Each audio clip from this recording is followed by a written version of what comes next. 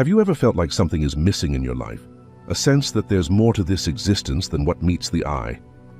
Over 2,500 years ago, one man traveled on a journey to answer those questions. His name was Siddhartha Gautama, better known as the Buddha, a spiritual teacher whose journey and teachings continue to impact millions worldwide. Born into luxury as a prince, Siddhartha had everything anyone could dream of: wealth, comfort, power. But despite it all, he wasn't happy. Deep inside, he sensed that true fulfillment couldn't be found in the shallow pleasures of palace life.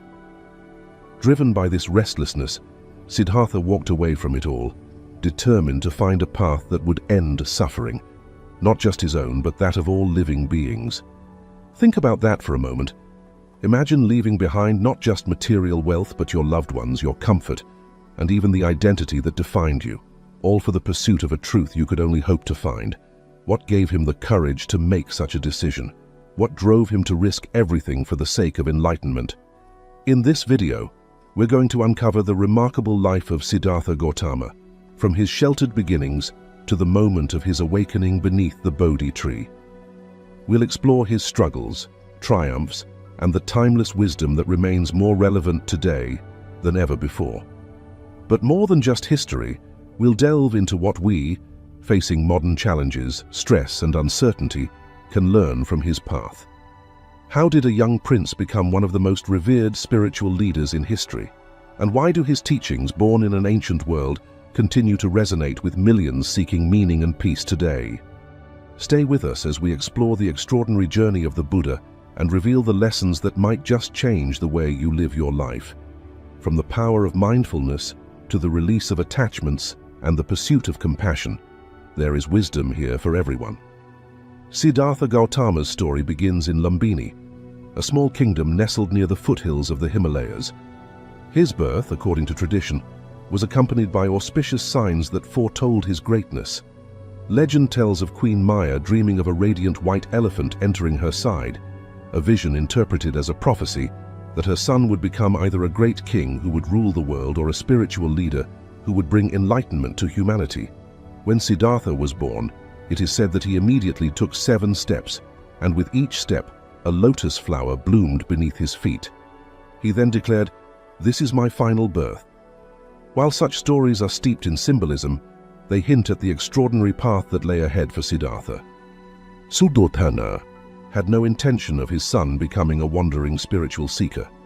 Determined to steer him toward worldly power, the king shielded Siddhartha from anything that could cause him distress. His childhood was a carefully curated paradise. Within the walls of Kapilavastu, Siddhartha was lavished with luxury, opulent palaces, lavish banquets, and entertainment that ensured he never experienced discomfort or sorrow. Despite the comfort, Siddhartha was no ordinary prince. He excelled in philosophy, martial arts, and leadership.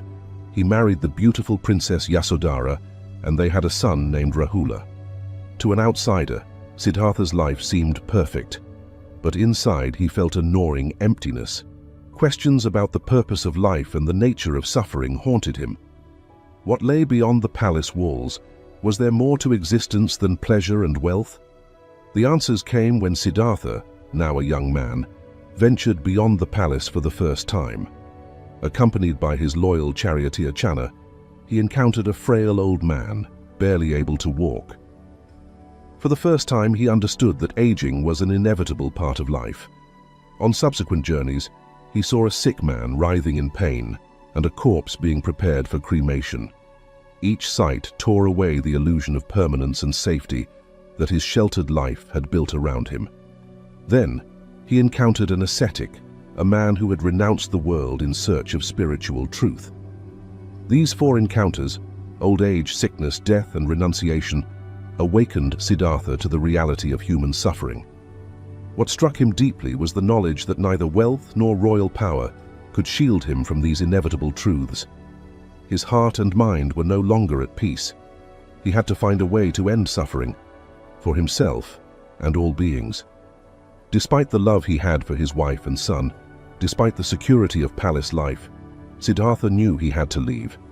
The weight of these realizations pressed down on him, leading him to a momentous decision that would alter not only his destiny, but the course of human history.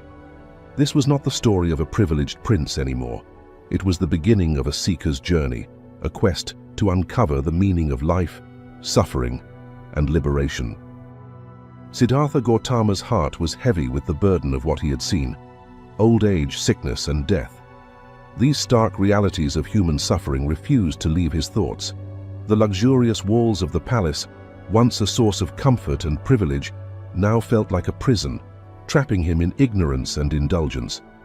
The pull towards seeking truth became irresistible, but the path forward demanded an unimaginable sacrifice. One night, Siddhartha gazed upon his sleeping wife, Yasodhara, and their newborn son, Rahula. Leaving them behind was no easy decision. It was a painful choice that would break any parent's heart. Siddhartha was deeply aware of his responsibilities as a husband and father. Yet he believed that by finding a solution to end suffering, he could benefit not only his family, but all of humanity. So, with a mixture of sadness and resolve, he left the palace quietly. Draped in simple robes, he kissed his son goodbye, knowing this could be the last time he would see him. Under the cover of darkness, Siddhartha rode away from the life he had always known, accompanied by his loyal charioteer, Channa. At the edge of the forest, he dismounted, removed his royal ornaments, and cut his long hair with a sword. He handed these remnants of his past life to Channa and asked him to return to the palace. Siddhartha, now dressed as a wandering ascetic, stood alone, ready to embrace a life of simplicity, discipline, and relentless pursuit of truth. The path ahead was fraught with challenges. Siddhartha sought out the most renowned spiritual teachers of his time, learning their practices of meditation and asceticism. Under Alara Kalama and Udaka Ramaputta, he mastered profound meditative states that brought temporary bliss, but no lasting liberation. He realized that their teachings, while valuable, were incomplete. They didn't address the root cause of suffering. Unsatisfied, Siddhartha turned to extreme asceticism. He joined a group of 5 ascetics who believed that self-mortification was the key to enlightenment. Together, they starved their bodies, endured physical pain, and rejected all forms of comfort.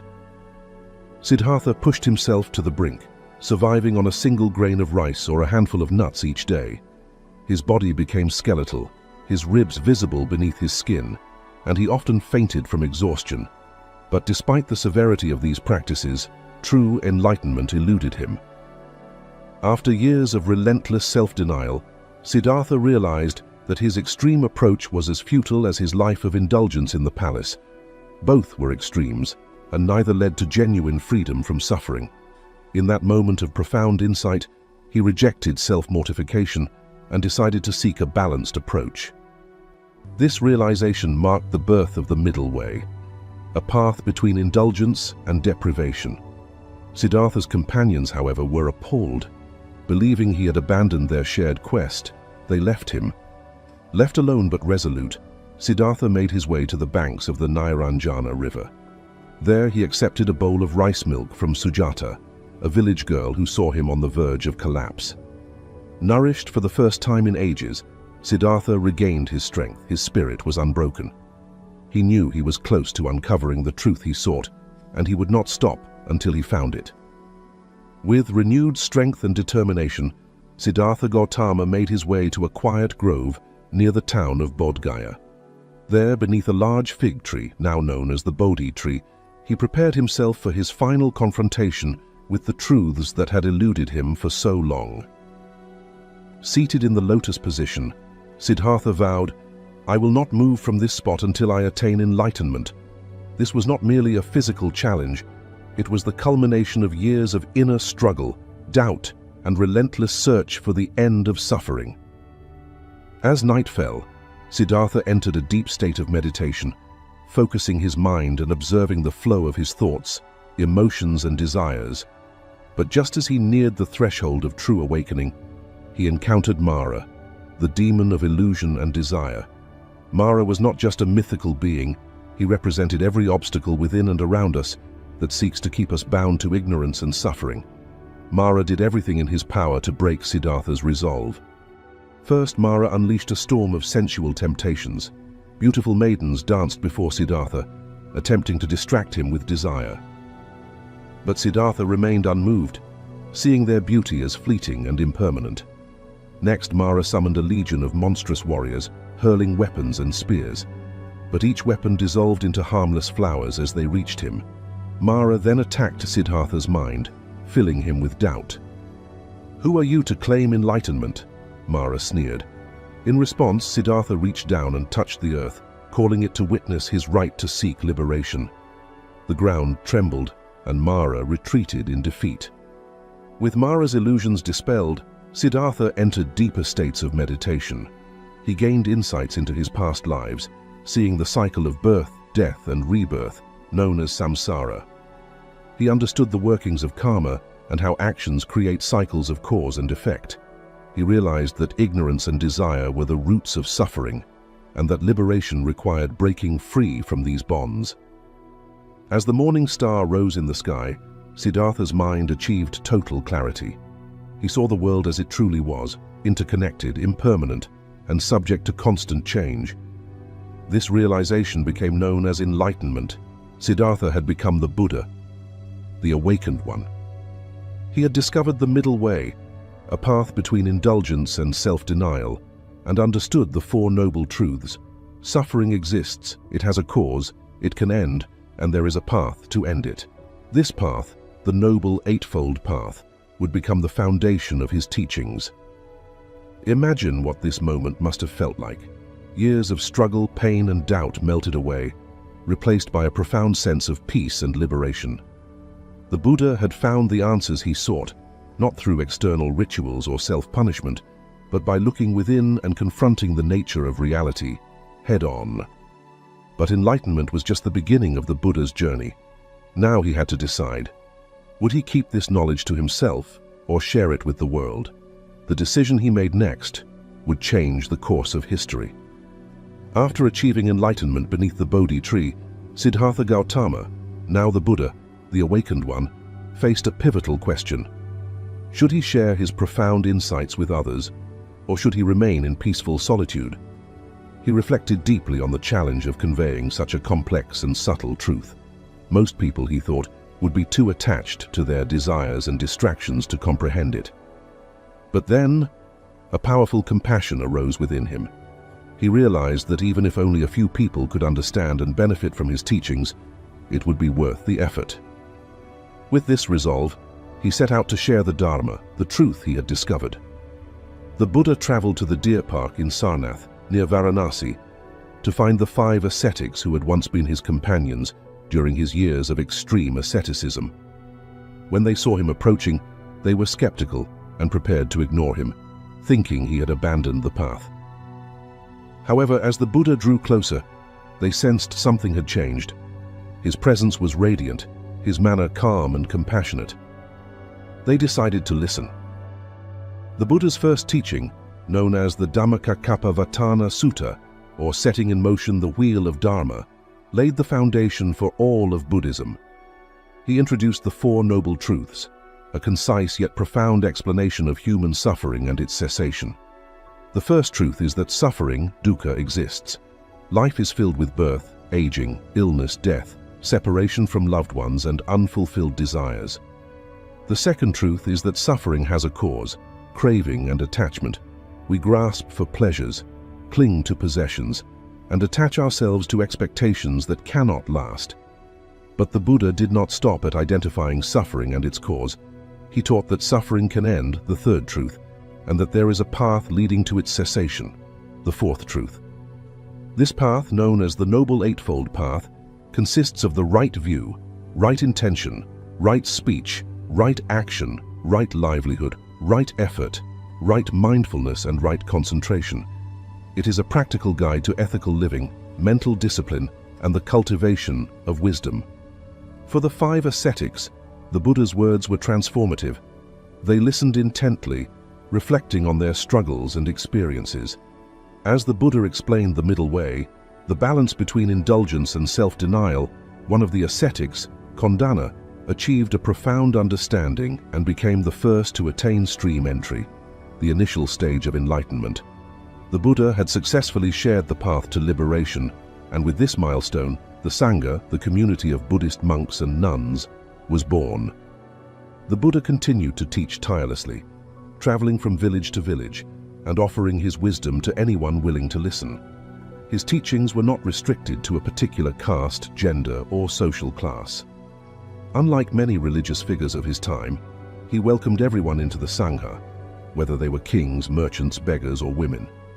His message was simple yet revolutionary. Liberation is possible for all, regardless of status or background. One of the Buddha's most memorable teachings during this early period was the story of the poisoned arrow. A man, struck by a poisoned arrow, refused to have it removed until he knew every detail about the attacker, who they were, where they came from, and why they attacked him.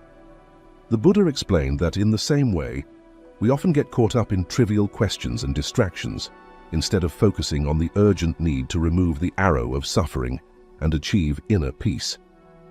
With each new follower, the Buddha's message spread further. The Sangha grew rapidly, and Buddhism began to take root as a spiritual tradition dedicated to ending suffering through mindfulness, ethical conduct, and wisdom. But the Buddha's journey was far from over. He would face challenges, criticism, and the complexities of teaching a diverse array of followers. His life's work had only just begun.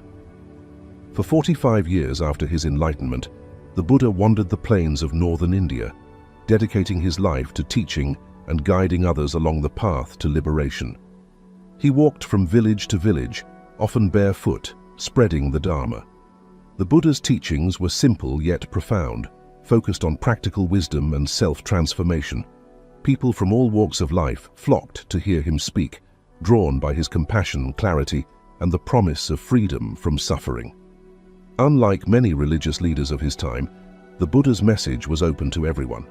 In a deeply stratified society where caste determined one's fate, the Buddha's teachings offered a radical alternative. Spiritual liberation was accessible to all, regardless of birth or social status. He welcomed farmers, kings, outcasts, and even criminals into the Sangha, emphasizing that the potential for enlightenment lay within every person. One of the most remarkable stories from this period is that of Angulimala, a feared bandit known for his violence.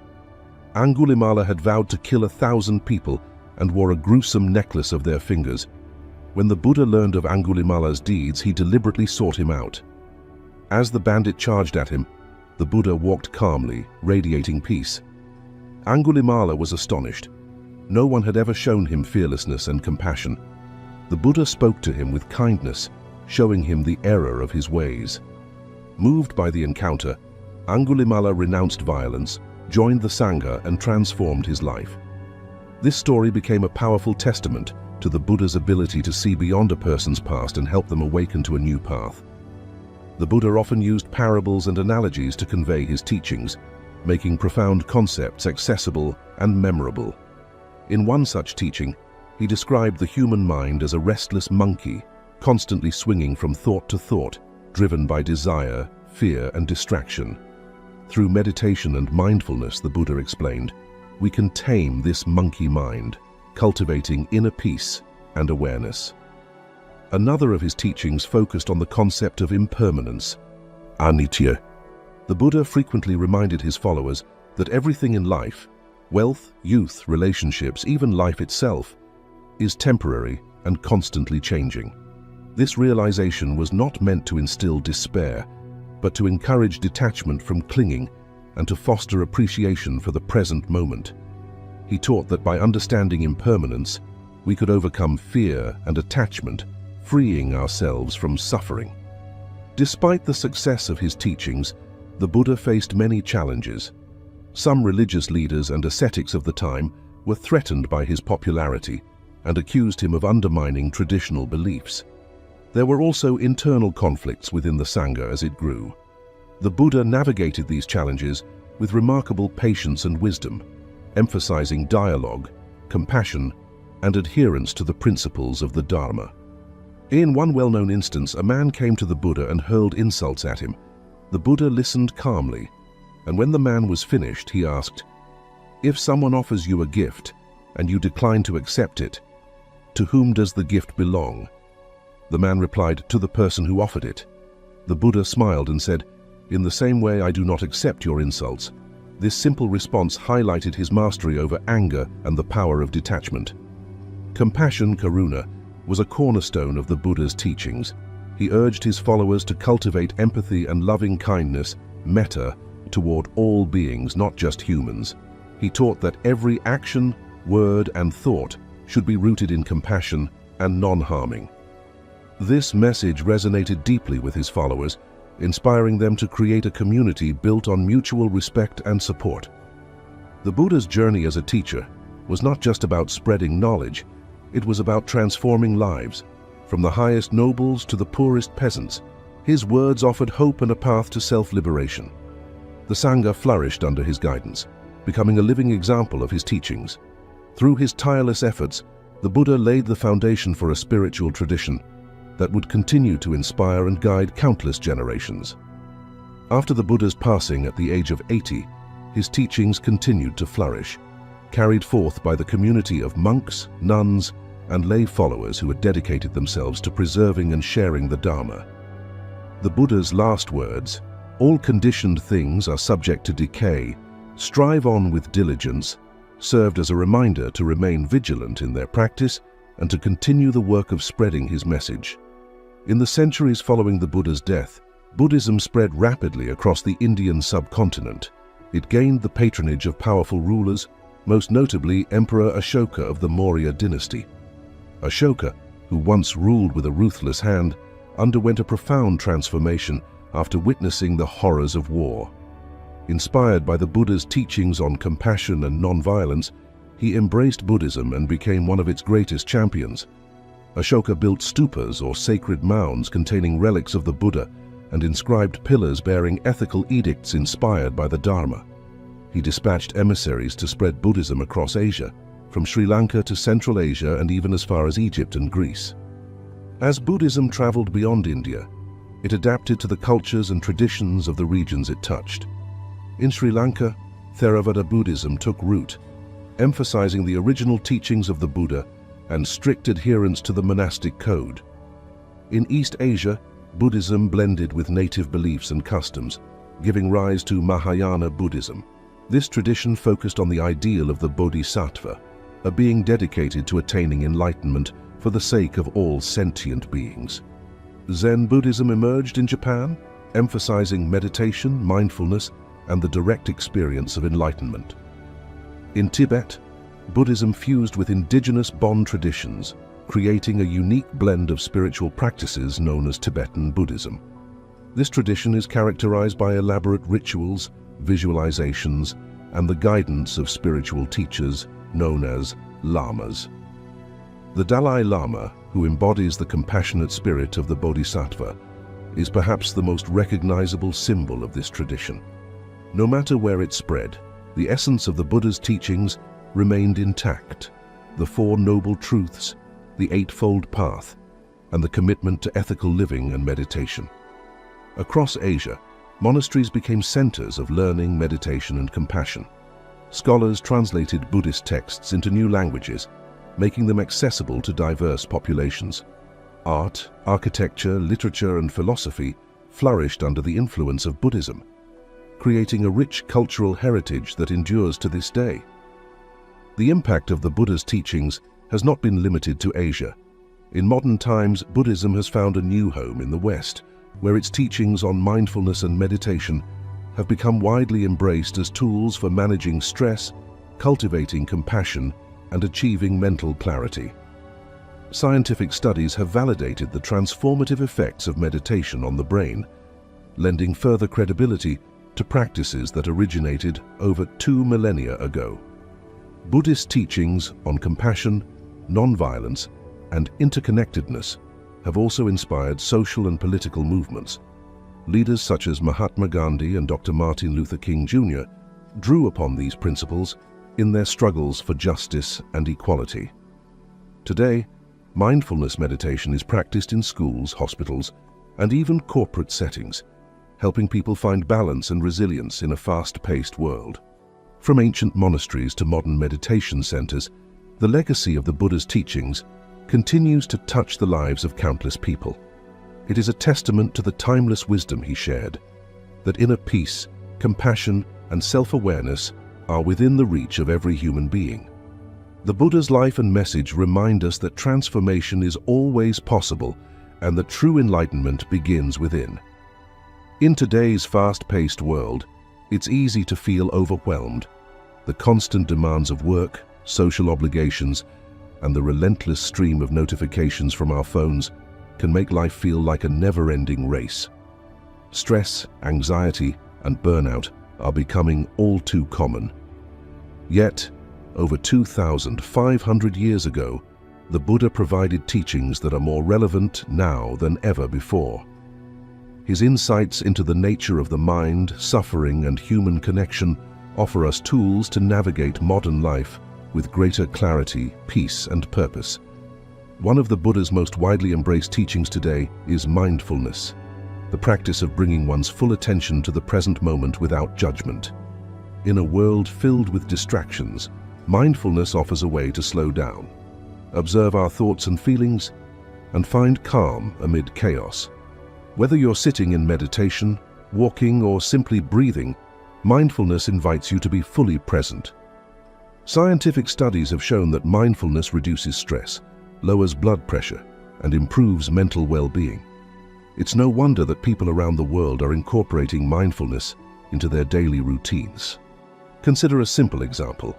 How often do you eat a meal while scrolling through your phone or thinking about your to-do list? Mindful eating involves savoring each bite and noticing the flavors, textures, and sensations. By doing so, we connect more deeply with our experience and break free from autopilot mode. The Buddha taught that mindfulness extends beyond meditation. It is a way of living that can transform how we relate to ourselves and the world around us. Another teaching that resonates deeply in our consumer-driven society is non-attachment. The Buddha recognized that much of our suffering comes from clinging to possessions, relationships, and even our identities. We live in a culture that often equates happiness with acquiring more: a new car, a bigger house, or the latest gadget. But how often do these things bring lasting fulfillment? The Buddha's advice is simple but profound. Let go of attachment and find contentment within. Non-attachment doesn't mean rejecting everything or living without joy. It means recognizing the impermanence of all things and not allowing them to define our happiness. When we release our grip on what we cannot control, be it material possessions, career success, or even the opinions of others, we free ourselves from endless striving and disappointment. We make room for genuine peace and fulfillment. In an age marked by division, social media outrage, and political strife, the Buddha's teachings on compassion are a powerful antidote. He taught that true compassion, karuna, arises from seeing the interconnectedness of all beings and recognizing that everyone suffers in some way. Practicing compassion means not only wishing for others to be free from suffering, but also taking actions that promote kindness, empathy, and understanding. Imagine how different our world could be if more people approached disagreements with empathy instead of anger, or if acts of kindness became the norm rather than the exception. The Buddha's message is clear. Compassion is not just for monks and ascetics. It is a way of being that can transform relationships, communities, and even societies. Another valuable lesson is the middle way, the path between extremes. In our polarized world, where people often swing from overindulgence to harsh self-denial, finding balance is key. Whether it's in our diets, exercise routines, work habits, or personal goals, the middle way reminds us to seek moderation and avoid rigid extremes. By cultivating balance, we create space for growth and inner peace. The rise of mental health issues, such as anxiety and depression, has highlighted the need for practices that help people reconnect with themselves. The Buddha's teachings on meditation offer a path to greater self-awareness and self-compassion. Techniques like breath meditation, loving-kindness meditation, and body scans can help individuals become more attuned to their inner world and reduce negative thought patterns. In modern society, many people feel isolated despite being more connected than ever before. The Buddha emphasized the importance of community, or sangha, as a source of strength and support. Engaging with like-minded individuals on a spiritual journey can provide encouragement and accountability. Whether it's joining a meditation group, a Buddhist center, or simply connecting with others who share your values, community can help us stay grounded in challenging times. The Buddha's teachings remind us that true transformation begins within. By cultivating mindfulness, compassion, and non-attachment, we can change not only ourselves, but also the world around us. His wisdom is a timeless guide, offering hope, peace, and a path to genuine fulfillment amid modern struggles. As we incorporate these practices into our lives, we honor the legacy of a seeker who dedicated his life to ending suffering and awakening the potential within us all. Siddhartha Gautama's journey from sheltered prince to the Buddha, a spiritual teacher revered across the globe, is one of transformation, compassion, and profound wisdom. His life reminds us that suffering is a universal human experience, but it is not an inevitable or permanent one. By understanding its causes and embracing a path that leads to inner peace, we can free ourselves from the cycles of craving, dissatisfaction, and despair. The Buddha's teachings are not relics of an ancient past. They are timeless truths that continue to illuminate the way forward. Through mindfulness, we learn to be fully present and find peace in every moment, no matter how chaotic life becomes. By practicing non-attachment, we let go of what we cannot control and discover a deep, unshakable contentment. Through compassion, we bridge divides, heal wounds, and recognize our shared humanity. In a world filled with distractions, fear, and division, the Buddha's insights offer a lifeline. They invite us to step back, observe, and respond with wisdom rather than react with impulse. His message is not about escaping the world, but about transforming how we live within it. The middle way, mindfulness and compassion, are not just ideals. They are practical tools that can guide us through the challenges of daily life. Think about your own life for a moment. What are the sources of your suffering? Is it anxiety over the future, attachment to things that no longer serve you, or perhaps a sense of disconnection? The Buddha taught that by turning inward and by understanding our minds and behaviors, we can create real and lasting change. It doesn't require grand gestures or dramatic transformations. Sometimes, the most profound shifts come from simple, consistent acts of self-awareness and kindness. As you reflect on the incredible life of the Buddha, ask yourself, what small steps can you take today to cultivate more mindfulness, compassion, or non-attachment in your life? Whether it's pausing for a few minutes of meditation, showing kindness to someone in need, or simply being present in this moment, each act can lead to transformation. If you found this exploration of the Buddha's life and teachings meaningful, consider sharing it with others.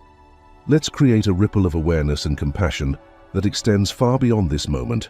Like, comment, and subscribe to join a community dedicated to meaningful conversation and self-growth.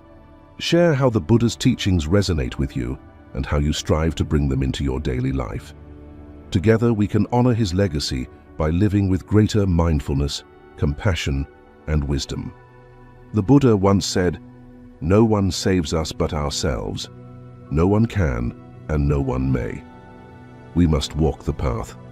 As we continue our journeys, may we walk the path with courage, mindfulness, and compassion, bringing light to ourselves and those around us.